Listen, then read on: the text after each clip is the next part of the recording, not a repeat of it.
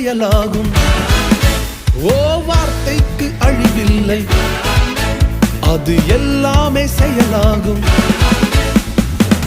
ஏசாயா 53.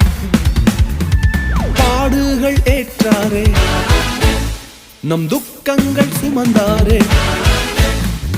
பாடுகள் ஏற்றாரே, நம் துக்கங்கள் சுமந்தாரே. தழும்பாலே குணமானோம் ஆமேன், பலவீனம் நமக்கில்லை ஆமேன்.